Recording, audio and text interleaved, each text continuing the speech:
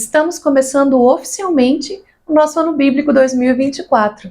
E nesse vídeo eu quero trazer para você como nós alinhamos aquele panorama histórico que vai cobrir todo o período que nós vamos estudar nessa primeira semana. Bom, e o período que nós vamos estudar, o intervalo temporal que nós vamos estudar na primeira semana, vai ser de 4004 a.C. a 2000 a.C. O que vai acontecer nesse intervalo? Então, nós vamos ler aí do capítulo 1 ao capítulo 11 de Gênesis. O que acontece aqui? Nós vamos ver a criação, vamos ver a formação do homem, vamos ver a queda, vamos ver o momento em que o homem vai sair desse ambiente do jardim e vai passar a lidar com as questões da terra de uma maneira mais afastada desse jardim, né? Como que vai se dar esse povoamento da terra? Nós vamos ver isso até que se chega aí até a 10ª geração depois de Adão, onde vai acontecer o grande cataclisma do dilúvio. E depois do dilúvio nós vamos ver também como vai se dar o repovoamento da terra, né? Assim, isso. Vou deixar aqui só claro porque eu falei repovoamento, dá a impressão de que toda a terra foi povoada no primeiro momento antes do dilúvio. Não foi isso. Quero dizer como ela voltou a ser povoada depois do dilúvio, considerando que temos aí apenas uma única família para dar origem à humanidade depois disso, tá? Então, esse é o preâmbulo do que nós vamos ler em Gênesis, tá bom? E depois disso, vamos ler Jó, do capítulo 1 até o capítulo 16. E vamos entender já na nossa linha do tempo por que Jó está aparecendo aqui, tá? Nesse momento de leitura inicial. Então vamos lá começar o nosso percurso histórico aqui por essa nossa linha do tempo. Então, 4004, nós já discutimos a questão da teoria da Terra Jovem e a origem dessa datação. Então vamos lá, 4004 acontece a criação. E aí, nesse intervalo de toda essa história que eu falei até aqui, 2000 anos de história, já são suficientes para nós conhecermos muito acerca da natureza de Deus, acerca de quem Deus é, da maneira como ele qual que é o seu caráter, né? Isso muito disso já é revelado só nesses capítulos iniciais, só nessa primeira semana. Nós vamos aprender muito acerca da natureza de Deus. Então vamos lá, vamos ver primeiro que Deus é um Deus criador, um Deus que tem esse poder de chamar à existência as coisas que não são como se já fossem, como diria na linguagem aí mais filosófica de Aristóteles, ele é o motor imóvel que move todas as coisas. Então nós vamos ter esse vislumbre de um Deus poderoso, criador. Depois nós vamos ver um Deus legislador, um Deus que cria e rege, né, a sua criação, estabelecendo para ela ordens que elas não ultrapassam, os astros, as estrelas, o universo, todas as leis que Deus criou estão precisamente sendo cumpridas dentro da criação, do cosmos, e vamos ver aí o momento em que o homem, essa criatura de Deus que foi feita de um modo especial, nós vamos ver uma diferença enorme em relação às outras criaturas de Deus e ao homem. Vamos entender, por exemplo, que não faz sentido a gente pensar numa perspectiva casualística, né, de formação do homem, de uma perspectiva evolutiva do homem sendo apenas um upgrade de um animal comum, e nós vamos ver que não, que há um sopro especial dentro do homem, há uma habilidade, uma competência e uma autoridade que ele recebeu diretamente de Deus. E isso compõe a nossa cosmovisão cristã. Aquilo que nós cremos que nós, seres humanos, somos por causa de quem Deus é. Então nós vamos entender tudo isso. Depois vamos ver como Deus reage ao pecado, vamos ver a sua graça, a sua bondade, a sua sabedoria em desenvolver um caminho, uma rota, um vislumbre de salvação, quando parecia não haver solução para isso. Olha, Deus disse, se vocês desobedecerem, vocês vão morrer. A morte, dentro da perspectiva humana, é o fim de tudo, mas não para Deus. Em sua sabedoria, ele estabelece um caminho, né, de salvação e de esperança. E nós vamos ver isso já nessa nossa primeira semana de leitura. Nós vamos conseguir entender tudo isso a respeito do caráter de Deus e da natureza dele.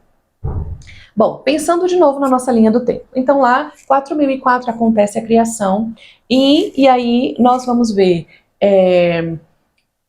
desde a primeira geração, desde Caim e Abel, nós já vamos começar a ver como que esse homem vai se comportar na Terra, o que ele vai fazer. Quando nós pensamos no homem primitivo, ou nesse homem primeiro, desses primeiros tempos, dessa primeira era da Terra, vamos colocar assim, nós temos construído na nossa cabeça a ideia de homens das cavernas. Nós temos a ideia de homens que são rudes, rústicos, que têm domínio muito pequeno dos elementos naturais, inclusive. Dá a impressão de que hoje nós somos muito mais inteligentes do que o homem primitivo.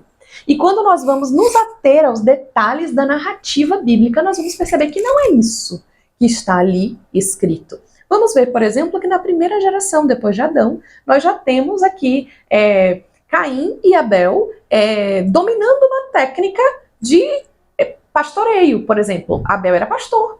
Ele criava ovelhas. A gente tem a ideia de que os primeiros homens das cavernas eram caçadores, coletores apenas. Eles não tinham uma técnica para produzir o próprio alimento. Eles só caçavam e coletavam frutos que nascessem espontaneamente. Mas aqui nós já vemos um agricultor.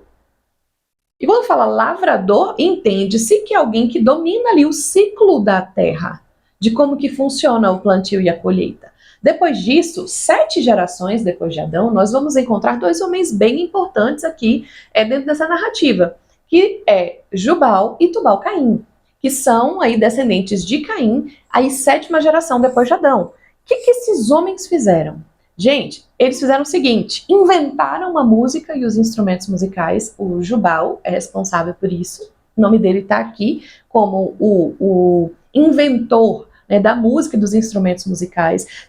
Imagina o seguinte, para a gente ter noção do que isso de fato significa. Se eu colocar na sua mão aqui um osso cilíndrico, por exemplo, e disser para você assim, ó, faz os furos aqui para transformar esse osso numa flauta. E que esses furos eles estejam dispostos de uma maneira correta a produzir o som de uma escala precisa, uma escala musical precisa. Você consegue? Então é uma habilidade que implica uma competência significativa. Então esses homens não só conseguiam fazer isso, como criaram outros instrumentos, uma harpa, por exemplo. Se eu te der uma harpa, você consegue afinar?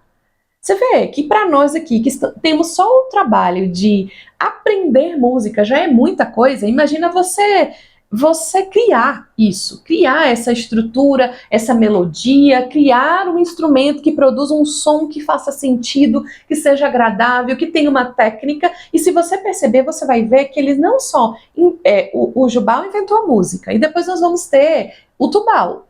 O Tubal, ele é simplesmente o inventor da metalurgia.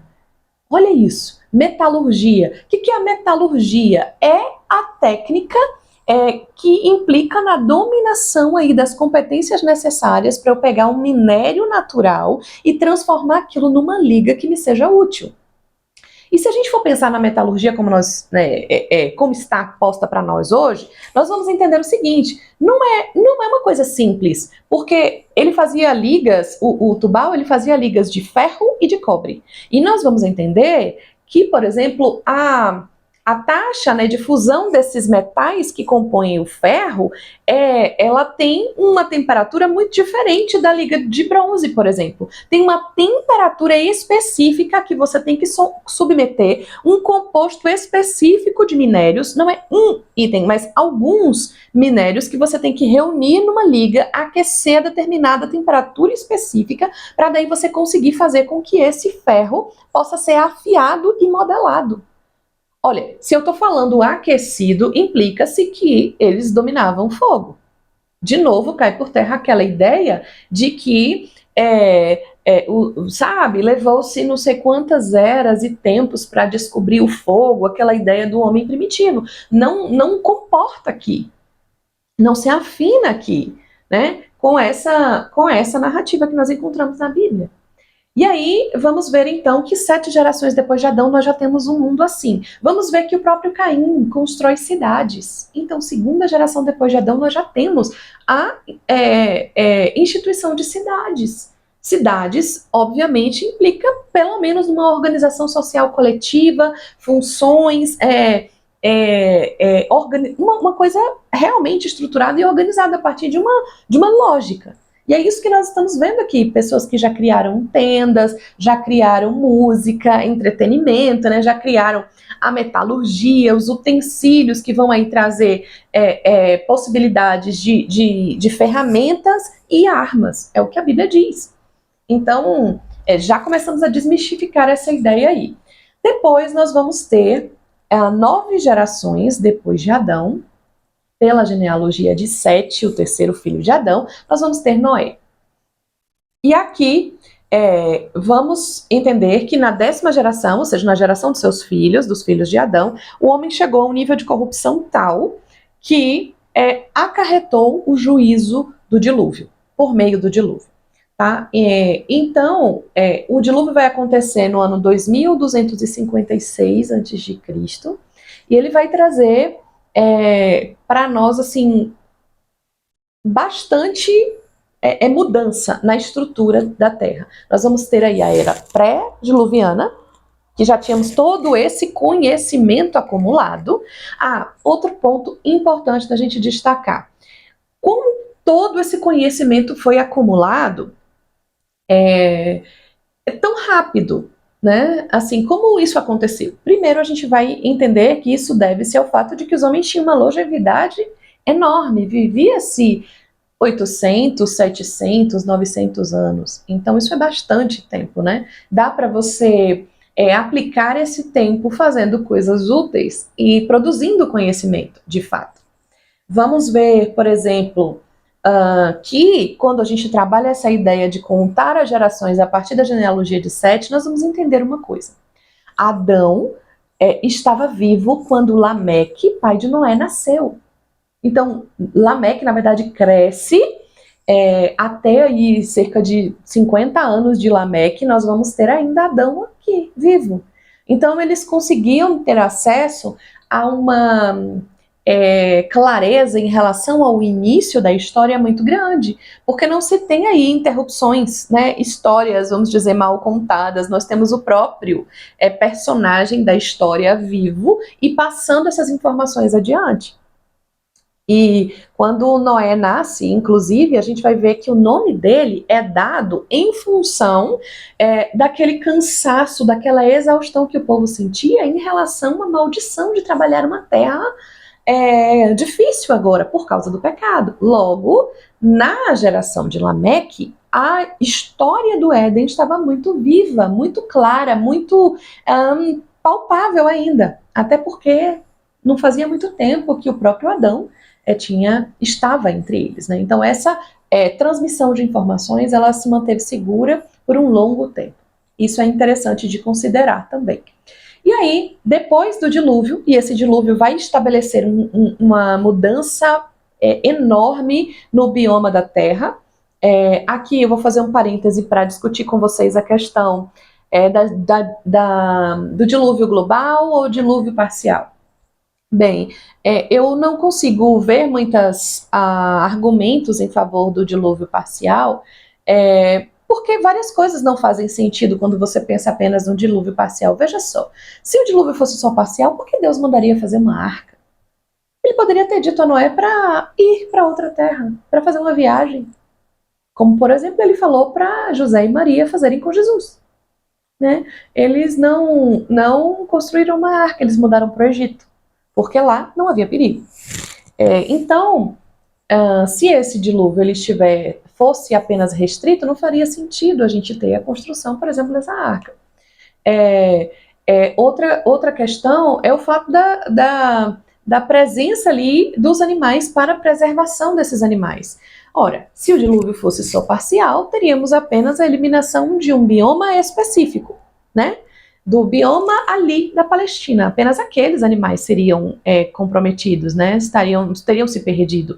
Mas não, nós vemos que ali há uma preservação para a Terra como um todo, né? Então, a extensão também desse cataclisma, né, do nível, porque às vezes a gente tem a ideia de que foi só uma enchente, só chuva, mas não foi só isso. Então, quando a gente vai estudar aí, de fato, as palavras específicas que estão lá e as implicações que elas trazem, a gente vai ver que esse cataclisma foi muito maior do que só uma chuva, do que só uma inundação.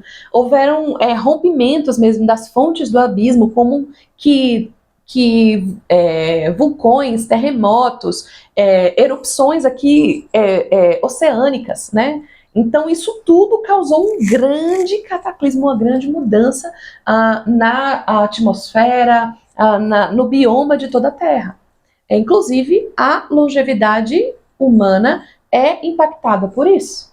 Porque quando você vê, depois do dilúvio, há essa queda drástica na longevidade humana, mas há uma grande mudança no meio. Aumentou infinitamente a quantidade de água nesse planeta. E isso alterou, sim, a nossa constituição e afetou a nossa longevidade, à medida que nós vemos isso. Inclusive narrado aqui, né? As gerações vão nos dar essa perspectiva. O que mais que eu preciso dizer a vocês? Depois que temos então o dilúvio, vamos avançar um pouco no nosso tempo aqui da história e vamos chegar no ano 2000 ao início aí de uma civilização. Depois que Noé atraca, né, a porta ali no Monte Ararat, na Turquia, antiga Armênia, hoje Turquia, aquela área ali, eles começam a descer para as planícies e ali começam as civilizações novamente, começam a civilizar novamente. E a primeira civilização que vai surgir é a civilização suméria, que é também, né, conhecida como Mesopotâmios, né, a civilização mesopotâmia que está ali. Mesopotâmia significa entre rios, né, entre o Tigre e o Eufrates. Esse entre rios aqui vai ser exatamente aquela área ali do crescente fértil, né, no Oriente Médio, onde nós vamos ver essa civilização se formar. E essa é uma civilização muito importante, porque ela deixou muito legado. E a gente vai ver, olhando para essa civilização, que muitas coisas, né, muitos avanços e progressos já estavam disponíveis ali. Essas cidades sumérias já tinham sistema de irrigação, já tinham técnicas de agricultura. Lembrando que, uma vez que o dilúvio aconteceu, todo aquele conhecimento da metalurgia, de todo aquele domínio foi perdido. Porque apenas aquilo que Noé e a sua família conseguiram absorver é que estaria preservado de conhecimento. Mas, óbvio, eles não dominaram todos os conhecimentos disponíveis à época. Então, vamos ter aí um reload, inclusive nesse processo de aprendizagem, domínio do conhecimento. E a gente só vai ver, de novo, essa ideia do bronze e do ferro bem mais para frente. De novo, ele vai ser reinventado, ele vai precisar novamente passar por esse processo de descoberta, uma redescoberta. A gente vai ver isso aí mais pra frente na história. E a civilização suméria, falando do legado que eles nos deixam, temos aí já cidades, né, já temos esses sistemas de dutos, né, de descargas, por exemplo, temos cidades, temos a agricultura, aí vamos ver a agricultura. Vamos ver também a escrita, uma das grandes invenções sumérias, né? E eles vão inventar a escrita silábica. Esse é o primeiro povo que vai organizar a escrita dessa maneira, né? Então, eles tinham 600 letras no alfabeto deles, né? Mas porque elas representavam não só um som, mas um som completo, né? Por exemplo, ele não é só aquele A, B, mas eles tinham, as letras que eles usavam representavam Ba, Bé, Bi, então por isso eles têm muito mais letras no seu alfabeto, porque eles trabalham com essa linguagem silábica. E aí, era a escrita cuneiforme, ela era feita então em argila fresca ainda com uma cunha, né, eles iam fazendo meio que sulcos ali naquela argila, e quando ela endurecia, ficava firme, tinha ali aquele registro guardado. Então, desse jeito, temos aí o início da civilização. E uma única língua até então. Depois disso, um pouco mais à frente, nós vamos ter em 2242 a Torre de Babel. E aqui temos a multiplicação, né, das línguas e a dispersão dos povos sobre a terra. E aí, nós vamos ver lá no registro de Gênesis que Moisés vai falar da Torre de Babel e vai falar também da Tábua das Nações. Essa Tábua das Nações está lá no capítulo 10 de Gênesis e nós vamos ver que é a construção de um mapa, né, para que a gente possa ver como que todos os povos da terra foram formados a partir da família de Noé, dos 3 filhos de Noé, Sem, Cã e Jafé. Então, nessa Tábua das Nações tem toda essa descrição, e nós vamos ver esses povos se formando ali, e cada um sendo disperso para o seu lugar, né, para áreas diferentes, espalhando aí a humanidade pela Terra dentro dessa lógica. Isso vai ser muito interessante de estudar, porque alguns nomes desses vão fazer muito mais sentido quando nós formos ler, por exemplo, as profecias, e vão citar alguns nomes desses, e para a gente vai fazer mais sentido, porque nós vamos entender a que povos eles se referem, né, mais adiante no desenrolar da história. Temos então, deixei de mencionar aqui quando falei da civilização suméria, a questão da epopeia de Gilgamesh. A epopeia de Gilgamesh é o registro assim mais antigo que se tem notícia. Ela é escrita no século XIX, agora 1800 e finalzinho aí de 1800, meados na verdade de 1850. Foi encontrado lá na região da antiga cidade de Nínive uma escrita, né, um registro em escrita cuneiforme da epopeia de Gilgamesh. E essa epopeia, sobre o que ela fala? Ela vai contar a Odisseia, primeiro de um rei chamado Gilgamesh, que era rei de Uruk, e ele era um rei déspota, tirano, e por causa disso ele foi punido com a imortalidade. E aí ele dorme numa árvore e por causa de uma serpente ele perde a imortalidade. E aí veja, há uma similaridade com a história de Adão e Eva aqui, não é? E ainda nessa epopeia temos também um outro personagem que chama Uptinapushim. Uptinapushim. E ele vai sendo instruído por deuses a construir uma arca, e por meio dessa arca ele é salvo de uma grande inundação. Tem tudo a ver com a história de Noé, não é? Então, aí a pergunta que fica então quer dizer que Moisés, quando escreveu o Gênesis, ele deu uma copiada nesse material sumério? Nessa epopeia suméria, foi isso? Não, na verdade, quem fala, assim, a verdade não está só na Bíblia. Vários outros pesquisadores, historiadores, também registraram a verdade. E o fato dela ser ter sido registrada não quer dizer que ela não seja verdade. E Deus deu a Moisés essa missão, essa atribuição de fazer o registro, digamos, oficial da história da verdade.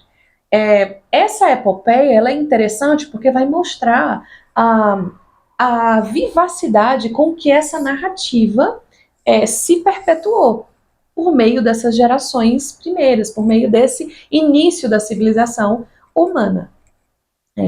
Isso é algo bem interessante.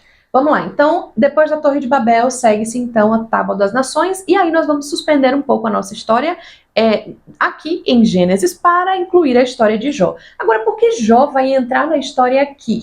Bom, vamos lá. Com relação ao período de escrita, não se tem muito consenso em relação ao livro de Jó.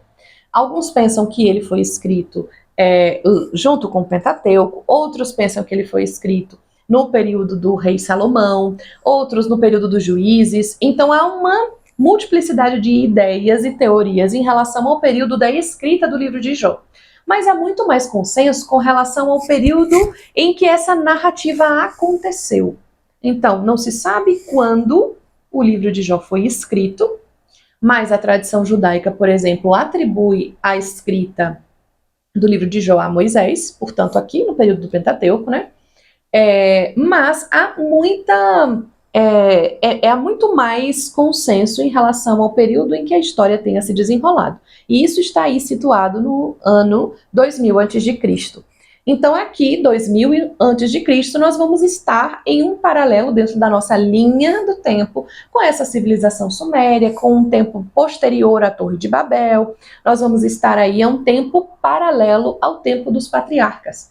Ou seja, Jó teria sido contemporâneo dos patriarcas, de um dos 3 patriarcas. O tempo que eu coloquei na nossa linha aqui do tempo é um intervalo, na verdade, de 2000 a 1700. Então não sabemos aqui precisar exatamente, mas seria nesse intervalo aqui.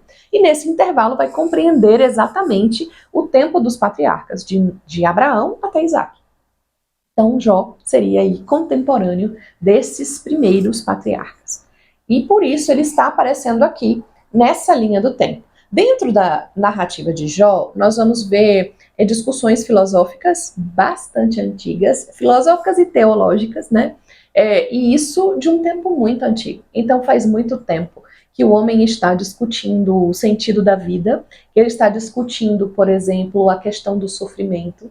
Faz muito tempo que a própria teologia, uma ideia a respeito de quem Deus é e de como ele age, está em discussão. E a gente vai mergulhar aí nos detalhes, na teologia de cada um dos amigos de Jó, nas respostas que Jó dá, na maneira como ele lida com a sua própria dor, e isso vai ser bastante inspirador para que nós possamos aprender a lidar com as nossas próprias catástrofes, tragédias, dores e dificuldades. Bem, terminamos aqui o nosso panorama histórico acerca da nossa primeira semana. Você vai encontrar mais detalhes sobre esse período da história, sobre esse período aí de 2000 anos iniciais da história da humanidade, lá no nosso guia de estudos. Lá você vai encontrar também detalhes, assim, reflexões mais devocionais em relação a tudo isso que nós falamos aqui, tá bom? E a gente se vê na próxima semana, semana 2 do nosso ano bíblico 2024. Deus abençoe você.